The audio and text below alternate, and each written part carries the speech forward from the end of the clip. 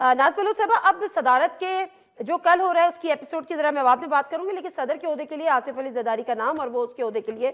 लेकिन जो महमूद खान अचकजई साहब हैं उनके नाम पर आप लोग को क्यों एक बड़ा हैरान कुन है आपके लिए? वैसे तो हमारे लिए भी है, आपके लिए क्यों है? बिस्मिल्लाहिर्रहमानिर्रहीम नाज़िया, बिल्कुल जिस तरह आपके लिए हैरान कुन है उसी तरह हमारे लिए भी हैरान कुन। और क्योंकि देखें ना, माजी में बहुत सारी ऐसी चीजें हैं जो हमने भी नोट की और देखी हैं। देखिए, पीटीआई के अपना कोई या तो कैंडिडेट होता तो वो तो समझ में आता था, लेकिन मेरा ख्याल है इनका आपस में अचानक से एकदम से एक तो आपकी जो है पीटीआई की नजरियात और सोच, और महमूद खान अचकजई साहब जो है उनकी बातें तो हमेशा बहुत ही मुख्तलिफ रही हैं, लेकिन इस वक्त अचानक से वो कैंडिडेट बन के सुन्नी इत्तेहाद काउंसिल के प्लेटफॉर्म से जो आ रहे हैं, तो ये जरा एक ताज्जुब की बात है। लेकिन बहरहाल इन तमाम चीजों के बावजूद पाकिस्तान पीपल्स पार्टी जो है वो ये बिलीव करती है कि ये एक इख्तियार बिल्कुल मौजूद है और ये इनका डेमोक्रेटिक राइट है, वो कोई भी कैंडिडेट उनका आए और वो अपना इलेक्शन कॉन्टेस्ट करे, ये उनका जमहूरी हक है। बिल्कुल उसी तरह जिस तरह अभी आपने देखा कि कल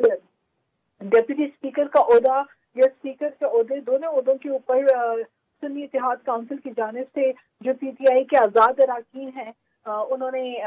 इलेक्शन लड़ा, और फिर आपने देखा कि एक डेमोक्रेटिक प्रोसीजर का हिस्सा मैं समझती हूँ बनकर, ये अच्छी बात है। इसी तरह से हमने पार्लियामेंट को आगे बढ़ाना है, तो वो इलेक्शन तो कॉन्टेस्ट बुलाकर उन्होंने किया, तो बिल्कुल ठीक है।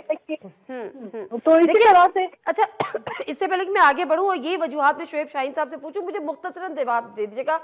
क्या आप समझते हैं कि जो मैंडेट क्लेम कर रही है और जो मैंडेट मिला है पीएमएलएन को वो जाली है या उनका वाकई रियल मैंडेट है? आप पीपल्स पार्टी क्या समझती है?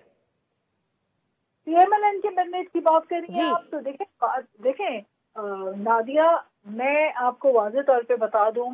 कि 2013, 2018 या 2024